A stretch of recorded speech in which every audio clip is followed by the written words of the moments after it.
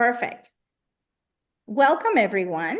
So we're going to start our conversation with Valerie Arntezn and Laura Clark for their exhibition Heart and Soul. I am Rocio Graham, and I'm the executive director for Christina Lake Arts, a nonprofit organization here in the West Kootenay boundary.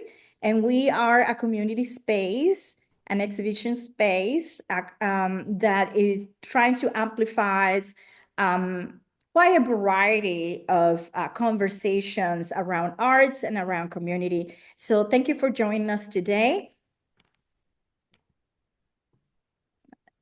Okay, first and foremost, I want to extend my gratitude, and we gratefully acknowledge that we live and work on the traditional unceded territories of the Senex, the Silts, and the Ktunaxa peoples in what is known as Christina Lake, British Columbia. We recognize the privilege and accept our responsibility as committed guests to care for this land with respect and humility. And I want to invite you all, regardless of where you are standing right now, to take a moment to think about the land where you're standing and to, in silence, just express your gratitude to the first caretakers of that land. So I encourage you to think about the generations of Indigenous people that came before us, that tended and cared for the land. And if we can take a moment to express that gratitude and acknowledge that privilege that we have to live in Turtle Island, that would be great. I think it's very important for us to always recognize the privilege that we have to be where we are in this moment. So thank you. I want to start by introducing Valerie Arntezn. So Valerie is a Vancouver-based assemblage artist who creates narrative works using found objects, photographs, and travel keepsakes. With over 30 years of experience, her art reflects memories and stories inspired by time spent in places like Los Angeles, Amsterdam, and across Canada. Often constructed in found boxes, her pieces invite viewers into intimate, layered worlds. Valerie has exhibited internationally, including Brazil, New Zealand, and New York. And her work is held in private and museum collections in Europe, North America, and beyond. So thank you. Valerie, I wanted to start with you and show some of your pieces. I will move through the gallery to show people some of the work as well. So do you want to talk a little bit about that piece that you have here, which is beautifully paired? Yeah, I just wanted to say first, I'm very fortunate to be in this show with Laura Clark and guided by Rocio, and and it's really interesting our work together. We've done some projects together, and it's worked out very well. And I think it's because we have a very similar sensibilities and aesthetics, so it's really working. So you'll see different work, but you'll see that there's a thread, and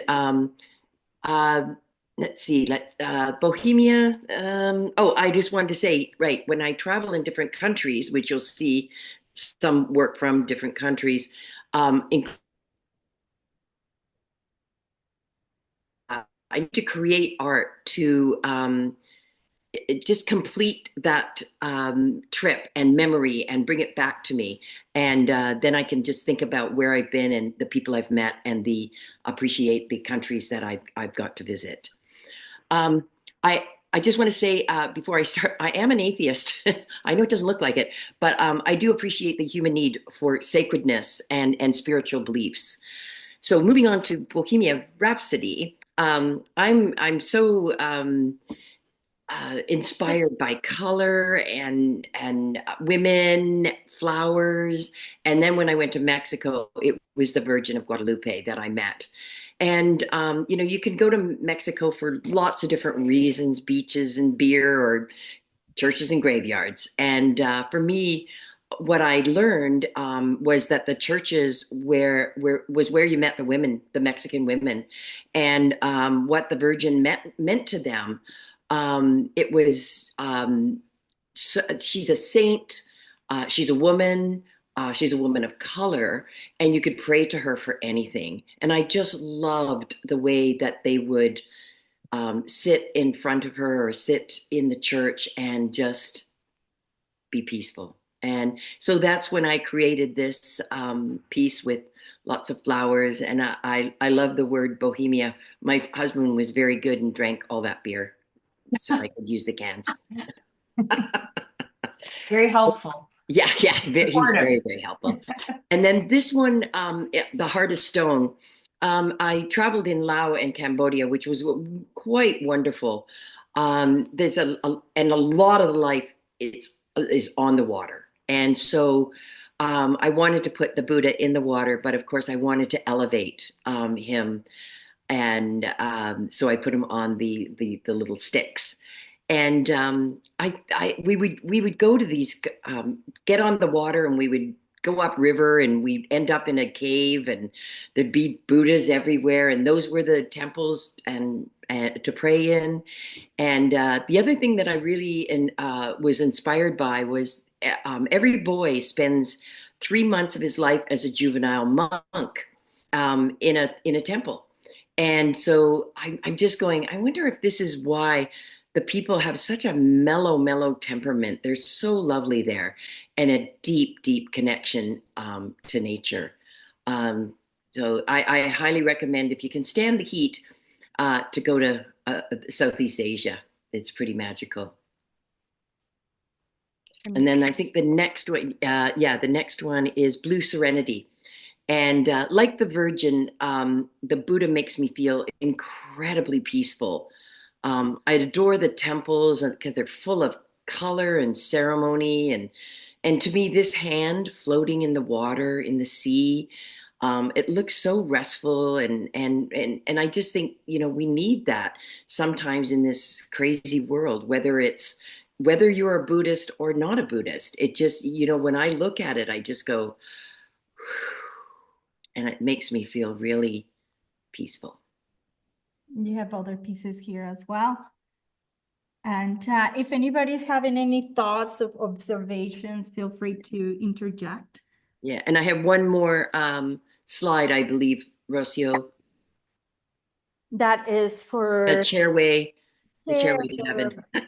Yes. Yeah. So believers want to go to heaven, but it's not always a simple road. You, instead of a ladder or steps, which you often see, I chose chairs. I've got a thing for chairs, but and so I feel that they have to climb up there, and there's lots of angles, and you got to think about what you're doing to get up there.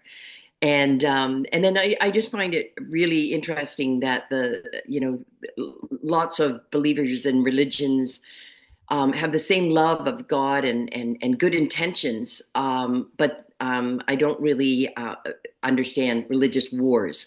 It's very confusing to me, but hopefully it will. Anyway, it will be overcome. I'm not sure. So I'm not answering any huge questions, but I in the big picture. But I hope that through my work, I'm opening up doors to just deeper conversations, and I welcome any questions or thoughts once we open up the floor for questions. Thank you. Thank you, Valerie. And yes. Sorry, I'm just noticing that Lori, I don't know if you've seen on the chat, is just saying, would it be possible to stop the screen share and pin so that we can see the work on the walls while you're walking around? I pinned myself. I thought that was resolved. No, we were seeing the slide deck, Rocio. Oh, really? Because I pinned myself. So on the big screen is the slides of Valerie's work, and then I think what was being seen, if I'm correct, Lori, was while you were walking around, it's this smaller, it's just in your... Oh, yeah, okay. it was a tiny little... Yeah, yes, we couldn't really see it. Let me share for now. And then what I'll do is I'll do a quick tour of her pieces, so you can... Thank you. Thank you. Thanks for pointing that out, Lori. Mm-hmm. Yeah, I Two thought monks in Laos. This is my a little installation piece that I did, and I just love those monks. I makes me feel so happy.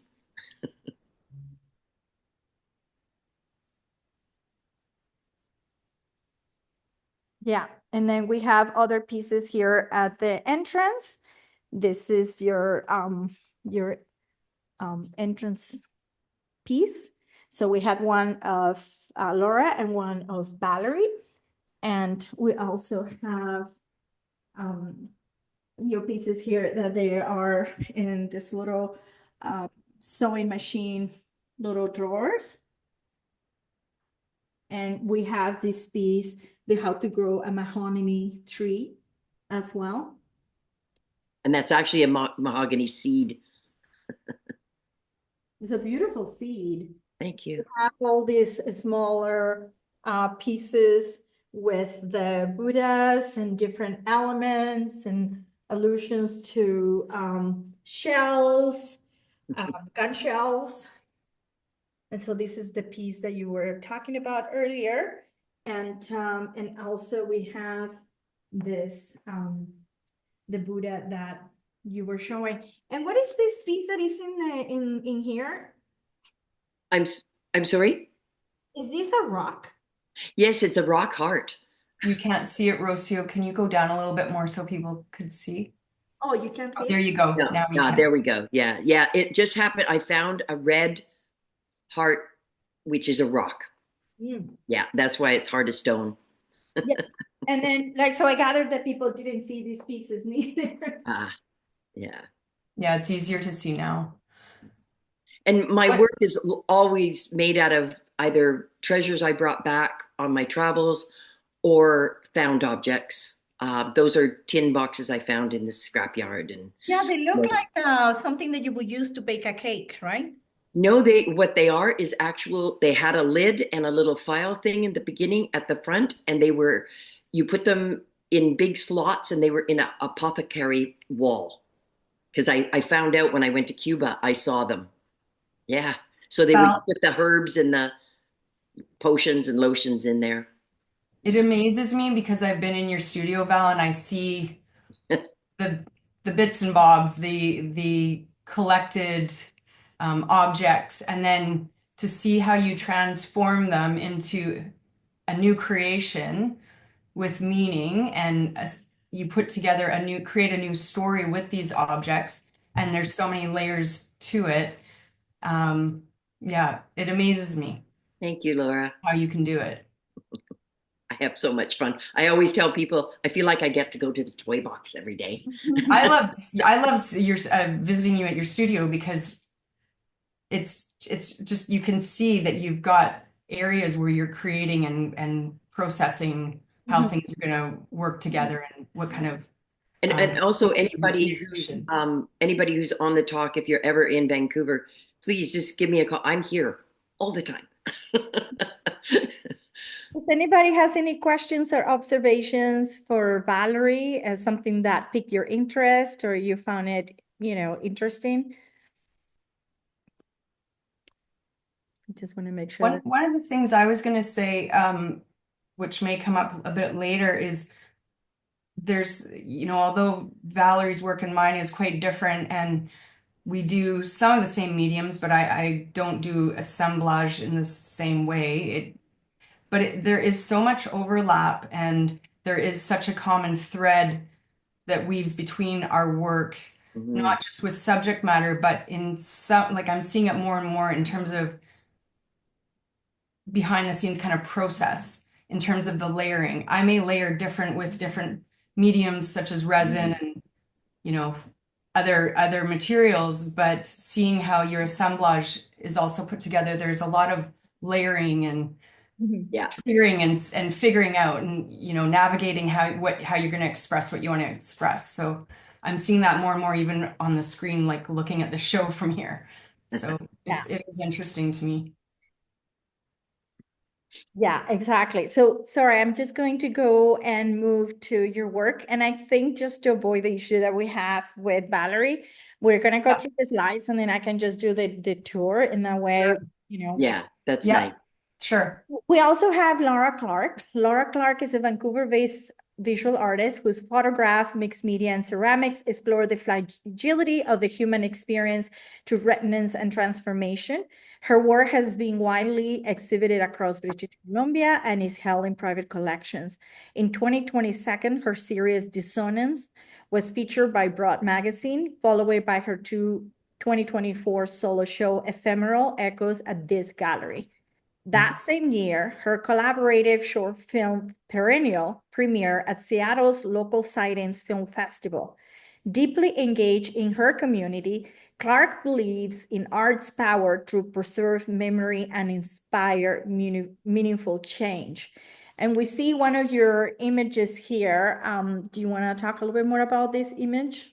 Sure. I want to, if you'll forgive me, I do want to read an excerpt that I included in showing some of the work was familiar to this and some of the same pieces, because it really echoes the meaning of, I guess, or why I have flowers as a subject matter in a lot of my work these days. Flowers, both fabricated and real, are reminders and remnants, a memento of lives once lived.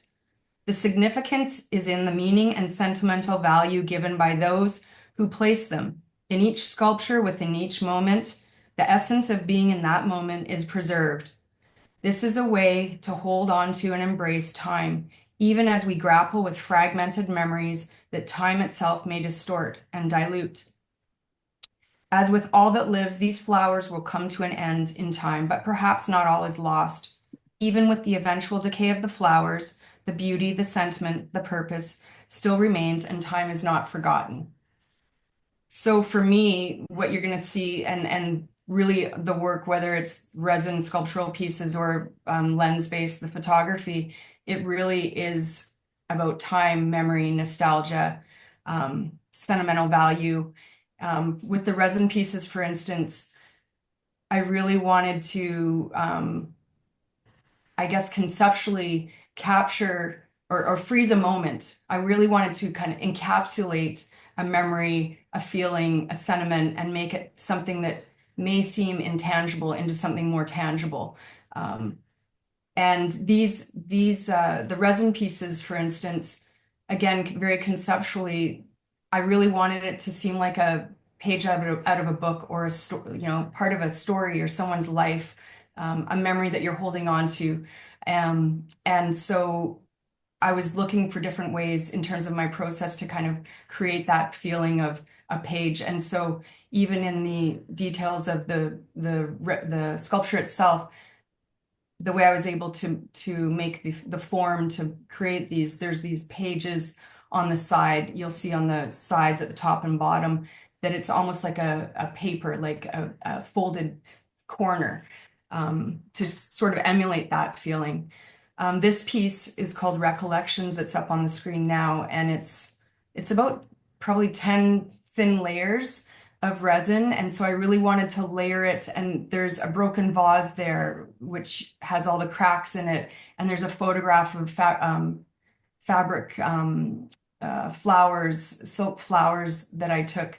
And both are kind of floating, but also they're all pieces of memory and nostalgia and holding on to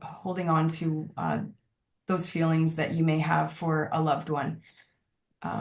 The first piece of can you mind going to the first piece, Rocio? Sorry, yeah, this one is a little bit different in that I've got real flowers that I collected and pressed. So in some of my work, there is sort of a ritual or a tradition that I may do in terms of recollections that I've had of my own life, such as collecting flowers with my mom. This was actually a piece that I made as a tribute and a nod to my mom. And my parents both have really influenced this series of work, and really my art practice shifted when my mom passed away, and then my dad in 2013. So flowers really became more interesting to me in terms of a subject matter that may symbolically represent celebration, mourning, love, loss. And I became really fascinated with how different cultures universally use flowers. And I meant I would go to grave sites and cemeteries, and realize that, I wasn't alone in those feelings, that other people were leaving flowers or gestures, whether it be tokens or or objects, of affection and memory. So that's really what prompted this series of work. Thank you. Sorry, I'm just gonna go to this one, which is like the images that I have behind me. Sorry, did someone wanted to say something? I was just gonna say this is called This Won't Last Forever. And this was a photograph. The photographs in the show are actually, really inspired by my travels, just like Val's work, in that I'm just really curious and fascinated and wanted to explore, flowers again as in terms of heartfelt meaning. And so this one was taken in the Galapagos, and the photos are taken in a few different countries that are in the show at different cemeteries. So that also really fascinates me. I find it very interesting though, because we have this assumption that sometimes people do not want to bring flowers to a cemetery per se, because there is this ephemerality or that temporality of a flower just wilting within 2-3 days, right? And so often people choose to go through like silk flowers or, paper flowers, because we have this perceived notion that there is like preservation or extending life, by going through this. But as you can see in this image, you see the fray and the gentle decay and discoloration of something that is deemed permanent. Yeah. So it's very poetic to think of this intention to continue to fight death or continue to fight, the odds. And we, even in our acts of what we choose to bring to a cemetery, is it kind of alludes to that poesy of wanting to preserve things when in truth everything is so impermanent. You know what I mean? I find it very fascinating about That about that. that's definitely one of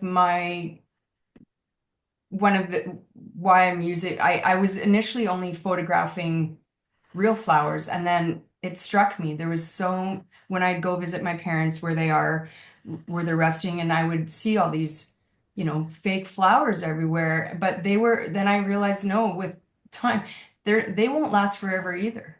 In time, Mm. there exists, it's temporary. It's temporary. Yet they still hold meaning and value and, sentiment. So it's not to, take away from that. They're still as important, and they're put there with feeling. Yet it is still temporary.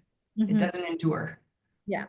But there's still that sense of care, right? And that's Oh, something absolutely. show.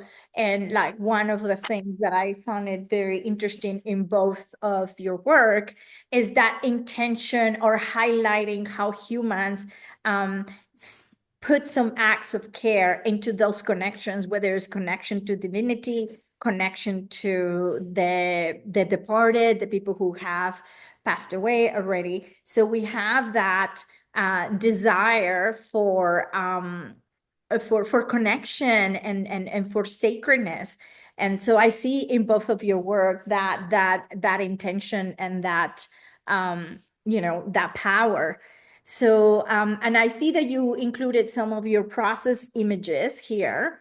You have the dry flowers and do you want to speak a little bit more about your process? Well, I just thought it might be interesting because I was thinking more about Val and my work together too, and there is a layered, there's more meaning behind the work for both of us. And it just struck me that, it is layered. Like there is definitely a process collecting flowers thinking about like that act of collecting and almost ritual or sacredness, in terms of, for me, it's as simple as when I was a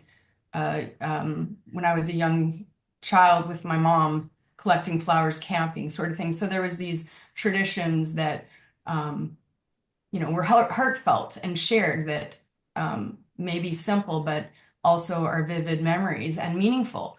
And then I included just to show, the photography, that what can be done. I'm always, I started as a lens-based artist, and I'm always trying to look at different ways to utilize my photography and express myself differently with my photography in different mediums. And so this is just one process that can be done. And then this is actually, I just wanted to share this, a little insight into a messy studio. But so I deconstruct, and really for me, the deconstructing and taking apart one of my own photos and making it into something else, it's not taking away the meaning, it's giving it new life to me.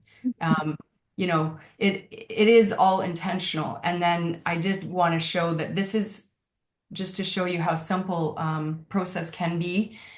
I wanted to create like a page effect. So I literally use like file folder boxes and wax paper, and I staple it so that I can make a form. And it also gives me this it echoes like a page and a folded corner. So it doesn't always have to be really difficult, I guess, sometimes it's simple and it's still meaningful. Yeah. And I noticed that it has like the gold leaf as well here. So there is that addition of elements of preciousness, right? Like the allusion to preciousness, and yet is a decomposed or broken down image or photography. So I'm very interested to see about how that, those little elements of like, the gold leaf, like alluding to that value. And also the not to be so literal, but it is about, for me, it's about like a keepsake. Like it's those memories and feelings are treasured for me, and they're special. And so I do want to elevate them. These are all ways that I'm adding to the work, but it's also coming from, I can only share and create from my own experiences and feelings. And this is just how I'm doing it and putting it out there. But also really what you were saying about connecting, Rocio, like for me, that's a big part of what inspires me still, is connecting with people, sharing with people to show, it's about humanity.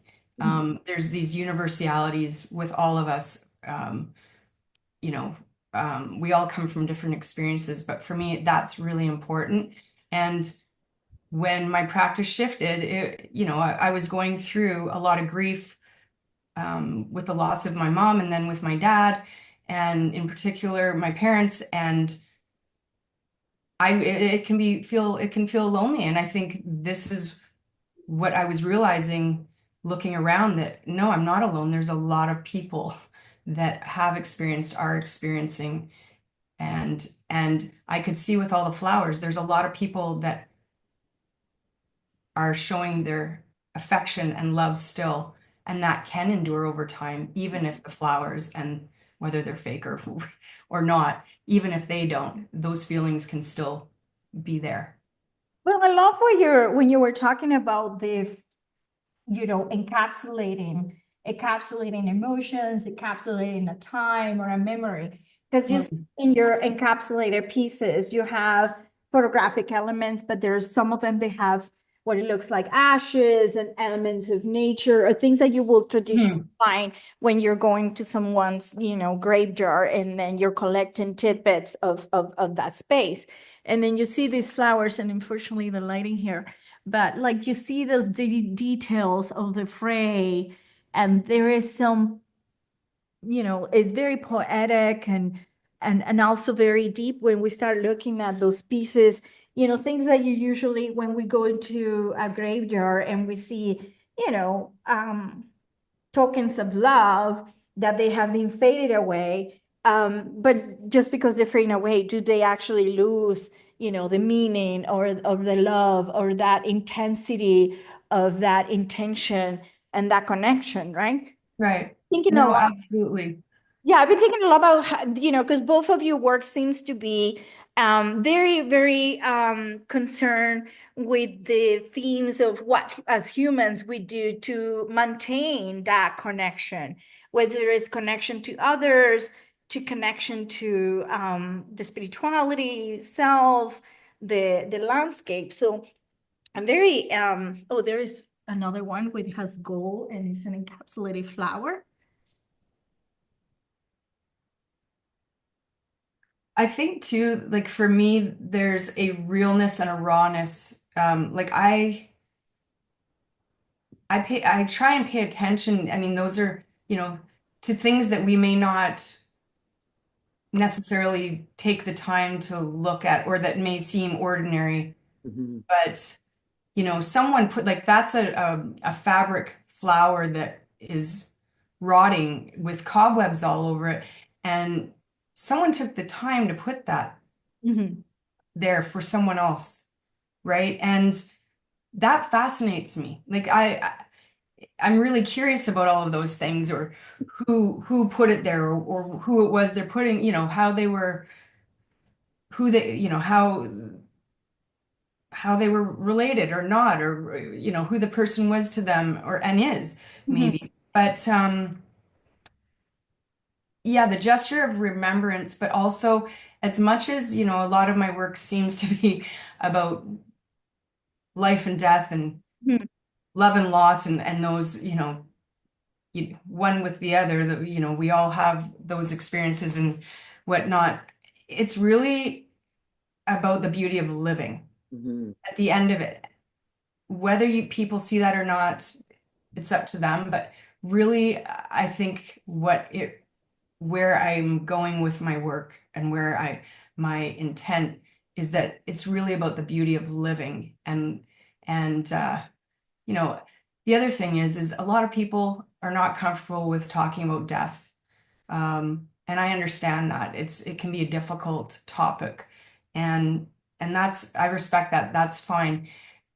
We all have again different experiences, but if I can put a visual out there, and if people could maybe, if they start a conversation, have dialogue about it, wonderful. If they provoke some thought quietly, that's great too. Just to share that, for lack of a better, we are all in this together. I know that that's been said before, but we really are, and it's part of being human. And it's interesting traveling. Both of us have traveled quite extensively over our years, and spent a lot of time in graveyards. And it's really interesting. One of the universal things that happens is flowers. Mhm. And it doesn't matter what country or how they, um, what, it doesn't matter what else is going on, whether it's statues or, it doesn't matter, but there's always flowers. And I love that about your work, that there's always these, whether they're real or they are the silk flowers, that you've captured that and honored that. And I think that's it's really cool that, and it's I think something that's easy to to you get your mom's favorite flower or your aunt's oh yeah, she liked the color blue or whatever, and then you Right. try to honor it with the ribbons and the flowers. Yeah, I think it's very, very interesting that it's worldwide. Well, and I think it is like to what you're saying, Val. I think flowers are relatable, like, you know, Yes, yeah, yeah. in one way or Relatable is probably another. the wrong And word. Yeah, yeah, yeah, no, yeah. but it's true. Relatable. And I really do think that whether it's different belief systems, cultures, that's what I've found really interesting traveling and incorporating this interest into my travels is seeing the broader view Mhm. and kind of reinforcing this feeling that yeah, we all have these experiences. We all, you Mhm. know, To connect. many, Right. whether we, you know, grief comes in many different forms.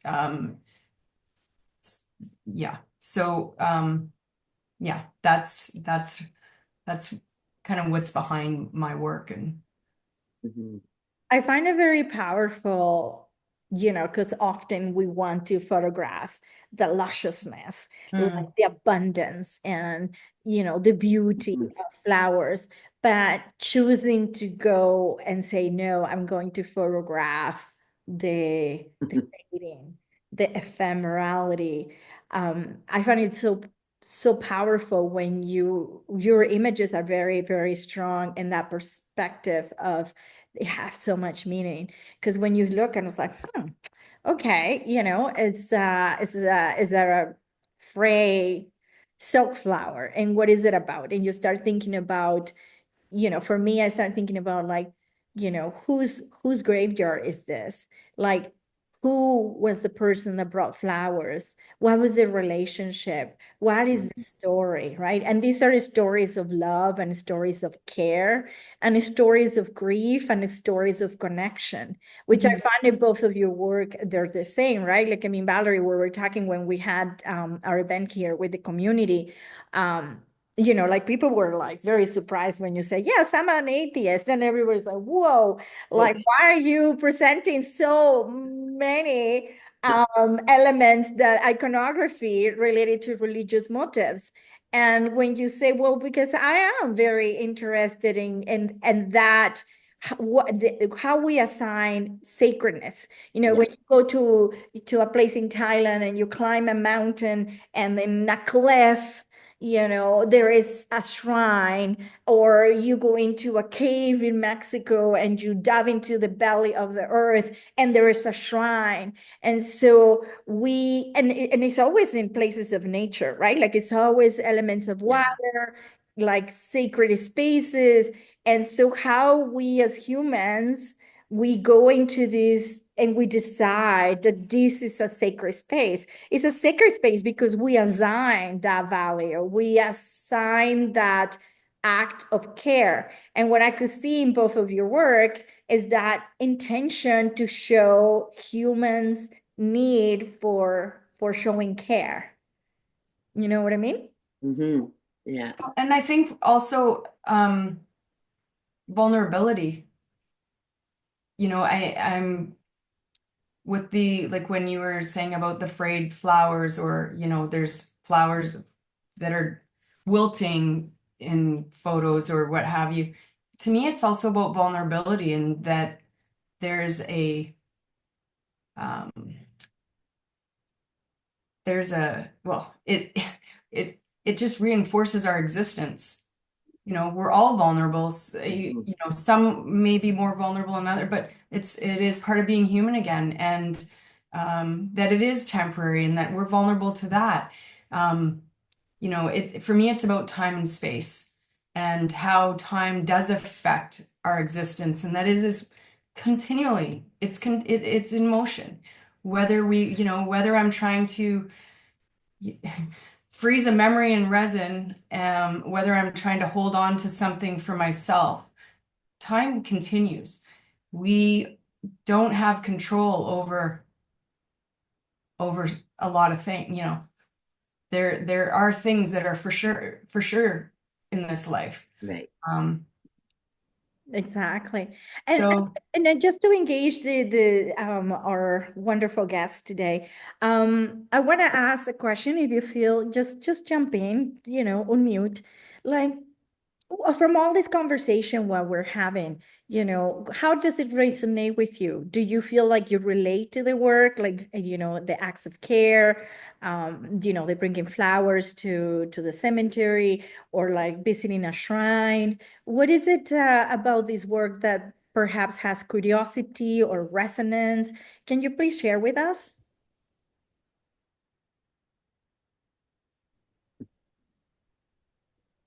or we can talk more. I can relate to Valerie's work a lot. Yeah. In my little nook in my house, I'm surrounded by iconography, but I'm not necessarily a believer of a god. But I love the energy that is kind of encapsulated into a form and what it represents and like the care that the human made to capture good qualities of human existence and to put them in any type of capsule or letter or form or painting or anything like that. And I'm just starting to play around with finding objects and putting them together in interesting ways. So I thought that the exhibit was amazing. I was really inspired by it. And if you guys are interested, I'd love to show one of my first pieces. If does that interest you? Okay, I'll get it. Yeah, Amazing. absolutely. Yes, please. That's a We're treat. inspiring people here in our community. So, so when I went on a trip recently to India, Wow. I got an old printing press box and they were like, why do you want to buy that? It's so old, we're not going to use it anymore. It's like done. But then I I realized that you could buy brand new letters. And so they're just these little wooden letters. Oh, neat. And it's Valerie, I the can whole imagine you're alphabet. salivating right now. So then I just tucked the whole Right. alphabet into this box, and it was just a little experiment that I did. But I'm just so excited to put it in my house and have it on my wall and play Nice. with it. So that Very was, cool. yeah. So I'm One of really if you I was, notice the white Buddha um, is sitting on a box, it's a printer box that I took apart and oh, made a box. There it is. there That's it a printer is. So box. I mean, printer boxes are very practically and beautiful, and you know they've been used And and then used. underneath the Buddha, you can tip it back, and inside are these beautiful roses that came from a lama in India. Oh, see, I In didn't there. tip it I back know. when I went to the exhibit. So, but yeah, Yeah, my I home know. I is love full of boxes. these. I like what you That is said. fair. I like what you said, Lee, about energy because, and it's to me, those objects hold value, hold memory, hold an energy. They have stories Yeah, come with them. And then when you create something new, I feel like you're giving it new energy, yeah. new And stories. that's how I often tell people about I take this object and then I take this object and then I take this object. They both come with a story and a patina. I put them together and then they tell a new story. And I Right, love that. right. And I love that. Just trying. And that's why I work a lot in series Yes. because I want the story. I want all the chapters of the story. And so I usually work in series. Yeah. And is it easy to pour this gel around your um photographs, Laura? Oh, the resin? The resin, or is that very tricky? Because I want Um, to do it. I wanted to pour yeah, some resin over. yeah, no, I love the material. It's fascinating material. I love that it transforms itself from a liquid to a solid, and it's a little bit tricky. Yeah. And you've got to, Practice, I've practice. learned you have to wear protective. Okay. It's I was going important. to comment on that. First and foremost, Yeah, yeah. be very careful of your body because there's Mhm. vapors and you Wear have a to big really mask. follow the instructions. I'm going to be super sticky with that because you don't know what's going into your lungs. So make sure that you use Yeah. proper PPE. Yeah, Respirator and not only just a respirator, but a respirator with the right filters. There's and lots of different filters. it does take it's I used to experiment a lot more, and now if I'm going to use it, I have a plan because I don't want to be exposed to it any longer than I have to be, and that's with protective gear on and that. Mhm. But it is, for me, it allows me to work with different materials. I love inserting materials into it. You can also, it's used, you might have seen it, it's more commonly used to put on top of artwork to give it that shine. But other people use it in different ways too. But I do find it fascinating and conceptually it works for, my photography and now can you put other Mhm. other materials in it as well. It it's really beautiful. It reminds me of like a just an embodied memory, like something that it's like a keepsake, but more somehow. They're little precious jewels. I really love seeing. Oh, Yeah. well, thank you, because that's Lori? definitely the intent. The other, I just wanted to let you know too, the backside of like the other side of the pieces are actually completed too, and a lot of them have artificial materials or like ground debris that I would dry, or flowers that I pressed, or gold leaf, because I thought it was important that you don't always see what's on the inside or how we're feeling, but it doesn't mean that it's not valuable or that it doesn't matter, that it's still present. So I really wanted to do the whole, like have it complete. Oh, that's beautiful, Laura. So they're all done on the other side as well. Lori, do you have something else to say? I know that you had your hand up.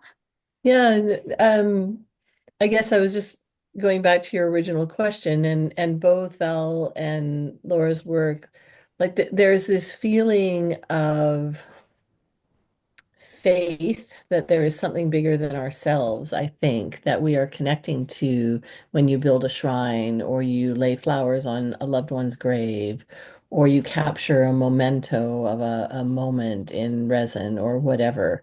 And I think that's a pretty universal human, maybe not universal. I suppose I do have an atheist relative who's just not interested in that kind of connection. But for people that are creative, I think often we feel like there's this sense of sort of stepping outside of ourselves and being part of something bigger or being a conduit through to something bigger. You know, when you said that, we all have people in our lives that they're named themselves atheists, including Valerie. As a death doula, I can tell you that at the end of our days, in our last breath, we are all considering that eternal permanence. And Mm. we are all find that intensity. We all become very philosophical and very believing. I can tell you Yes. that as a dead doula in our last moments. And then maybe it's because sometimes we're not forced to confront that and to think about that. And Mhm. and to and I when you say, like, that connection, I think even for an atheist, that connection is perhaps is more real. It's not necessarily name Right. as a thing or as a destination, or but I think that everybody believes in love in one way or another. And all these acts of care, they are rooted in that human need for love. Thank you for that, because that was part of what I was thinking, and in the course of the conversation, when I Right. came back to speak, I forgot it, and that's, there. I do believe that that is that connection. Yeah, And that's beautiful. I just want to echo that, Lori, that for me, and Val and I have talked about this in Rocio, um, it is about, Val and I are really curious people, that this is what what sparks us too in many ways. And for me, it is, I don't consider myself religious, but I do believe that there is something bigger out there, whether that's an energy, or I do believe that, and maybe it's because it makes me feel better or more comfortable. I don't know, but I do believe. Oh, she froze. Yeah, she froze. Oh, Oh, I froze. yeah, you froze for Oh, a second. sorry. Whoop. But I do believe there is something bigger than ourselves, beyond ourselves. Yeah. Well, So, it's and that, I considered. think that's part of the exploration through my work. Yeah. Yeah. Um, Yeah. and in maybe I don't know how to articulate this, but in some way, I think in my making it, and this might not seem rational, or but I feel that it somehow may bring me closer to those people that I am missing. Yeah. I'm looking a lot at the remnants left behind. I think the remnants left behind a lot of the time are the people that are still here. Yeah. And so in my making, I sometimes feel that this makes me feel closer to those. Well, because you're putting your energy on that Right. connection, thinking, Right.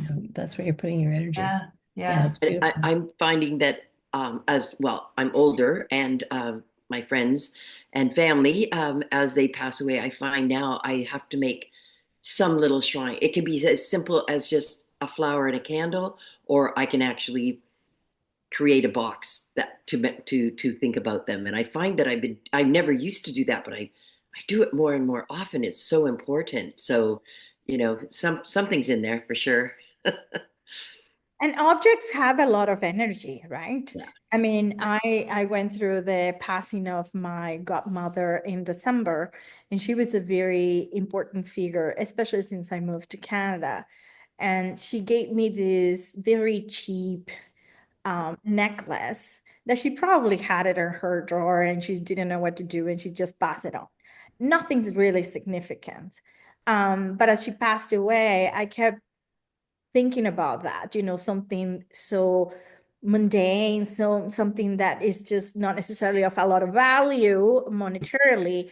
Yeah. But I kept thinking about the significance and how, having something that she gave me becomes important.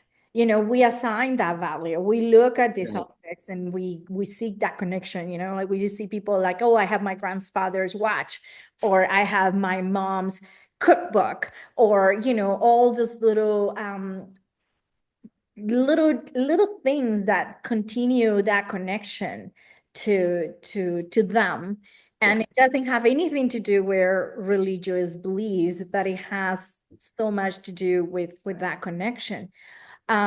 Michelle, were you trying to say something? I think I wasn't sure if you were raising your hand and then we just didn't.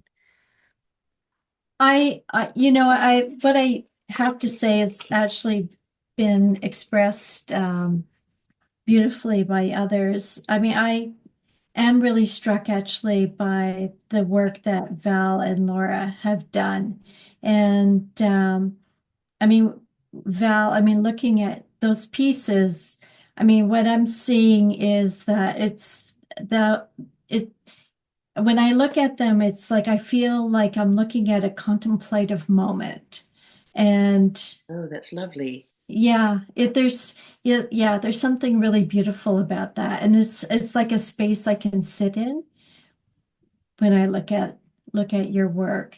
And Laura, there there is something really universal actually. And I think, I mean, the thing about death and dying is that, I mean, I think about that and I understand, that billions of people have died. And this might sound a bit odd, but I think, you know what? If they can do it, then I can do it too. And so it's really something that I mean, it's deeply personal. And I realize that. But if we're lucky, there's something really quite beautiful about it as well. So thank you, and thank you, Rocio, as well. Thank you so much for that Michelle. comment, Michelle. Yeah. That's wonderful. What about anybody else who had something, something that resonated with you, a question, or maybe you're like, yeah, I don't not exactly look at it that way. That's okay. You don't have to That's look okay. That's how we learn. Can you hear me, Rocio? There you are. Yes, we can. Sorry. The screen froze and just completely booted me off. So I don't know if you can see me or not. I'm on my phone. We can see you, but we can hear you. It's Yeah, we okay. can hear you. We're Yeah. good. Sorry, folks. Okay. We can hear you. Yeah, Okay. just asking the group if there's, maybe Steve and Tina or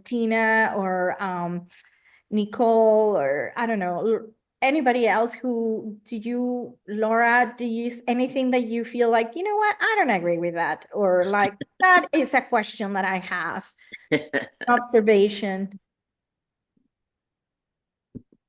I'd like to just say that I really appreciate both your work. It's very personal and has so much meaning. I really liked, I'm not sure if it's Val or Laura, but the remnants left behind keep you closer to those who have passed. And I feel like that. My mom died when I was quite young, and through my life, it's always been very important to preserve some sort of memories because I didn't know her. And so for me, I feel like with my photography, I'm always looking for that connection. So even, like just in nature and just being out. But I really like the found objects as well. And I think that kind of adds to, giving more meaning to your work.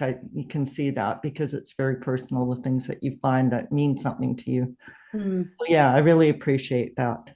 Thank you for your, yeah. I know Nicole is trying to speak, but sorry, is having issues with the unmuting. There is at the bottom, there's a little microphone in red. You just click there and see if it allows you to unmute. Sometimes you can unmute the person for them. Yeah, but it's when I go here, it's just ask to unmute. It's not allowing me to unmute them. Nicole, is this Nicole? Yeah. She could maybe type if she could type her question. Yeah. I'm trying to figure out how to you can see my face. Oh, just click the camera icon. There is a video here at the lower end. The lower end. Oh no. Something's changing. I think you're yeah, there you go. Am I there? Oh yay. Okay, I'm sorry. I just wanted to show Leah while we're trying to get to Nicole. I don't know if you can see this, but we just had a jewelry pop up at my gallery.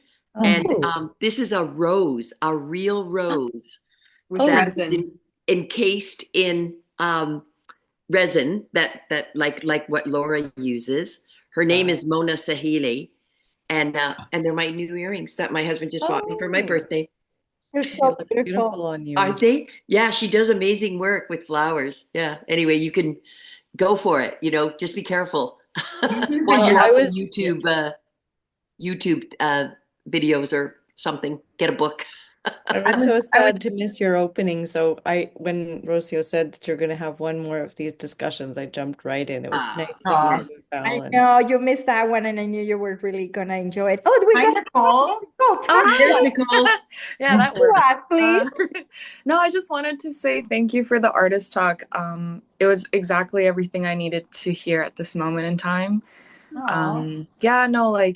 I think one of the things that I was a little bit disconnected from my experience in the art community was, I think, because religion was kind of something that everyone else had experienced earlier in life. I think there was some sort of a hesitancy or a resistance to kind of fall deeper into understanding.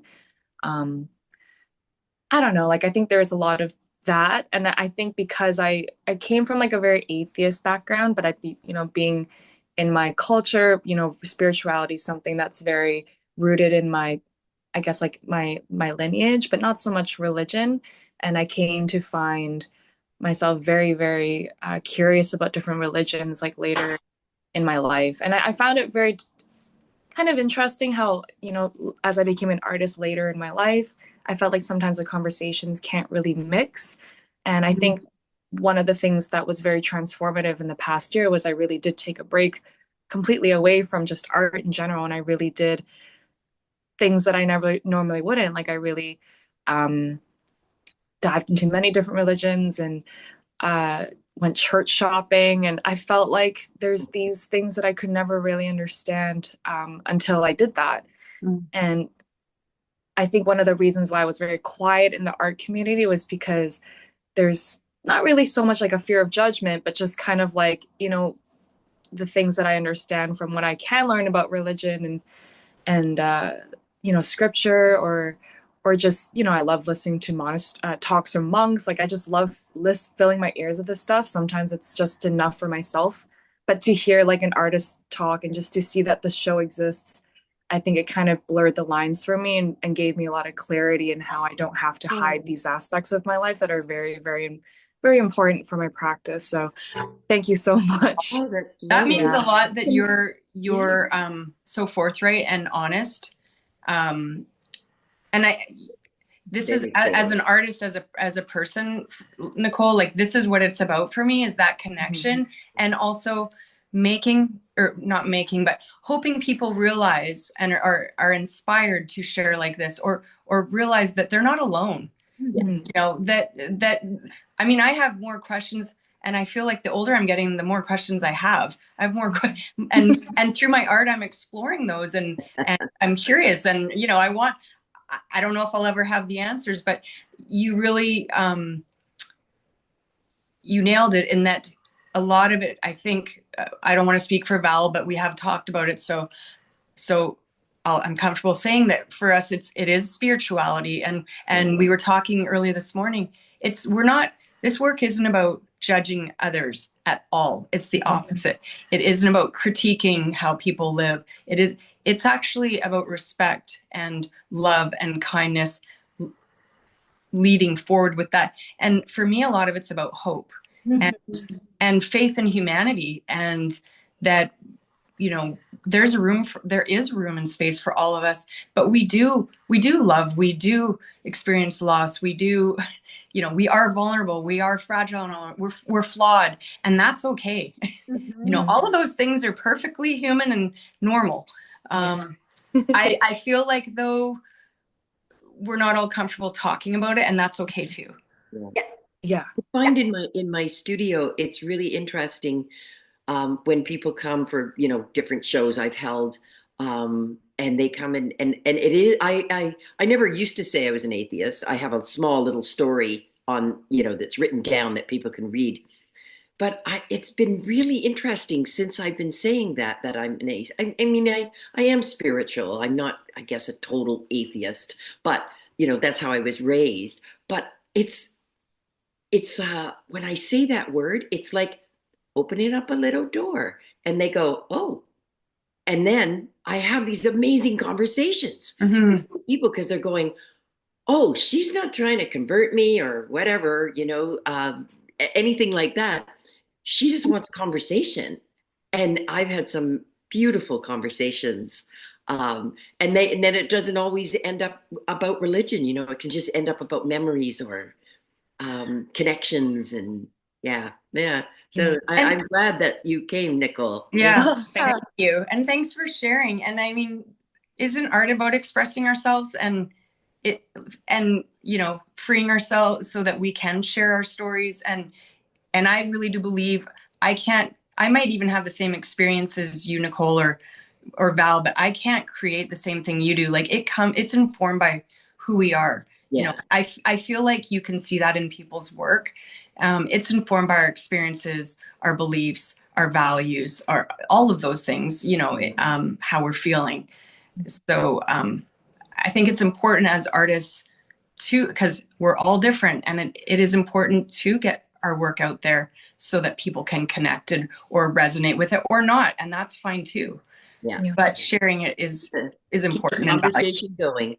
Yeah, exactly. You're talking about being vulnerable. And I think, and again, this is part of our colonization and Western ideas of how we show up into our spaces, right? It's telling us, oh, you're not professional. You're showing a weakness, or you're not showing yourself assured with all the answers, right? But coming into an art space with that humility and say, I have lots of questions and I have no answers for you. I think there is so much strength, and I can see that there is a turning into the art spaces where we are allowing these conversations that we're talking about the spiritual and the religion, but also having that distinction that you can be a very spiritual person, and we are all spirituals. We have a spirit, you know, but religion is a manifestation of that spirit.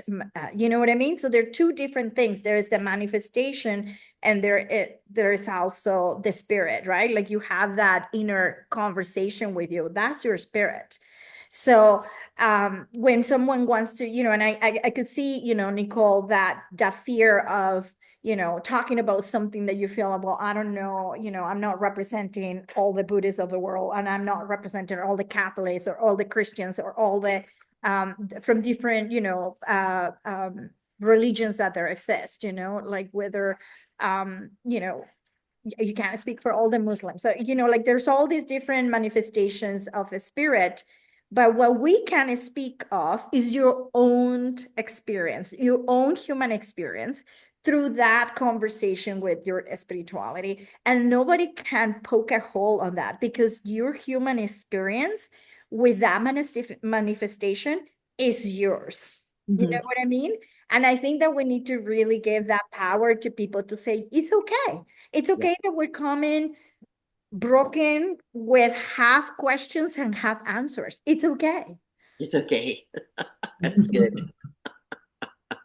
Thank you. I was gonna say also, Rocio, it's so, I love how you're a death doula, because I was literally thinking about signing up to do a death doula course. But yeah, no, this whole entire talk is just, wow, it's like it's perfect. It's exactly what I needed to hear. We could see it in your face, Nicole. You're just like, yeah, you're all lit up.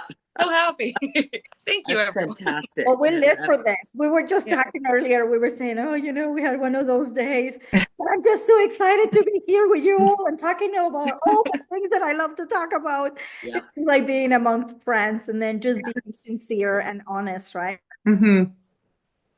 Yeah. I just, before we forget, I just want to really thank everybody that came.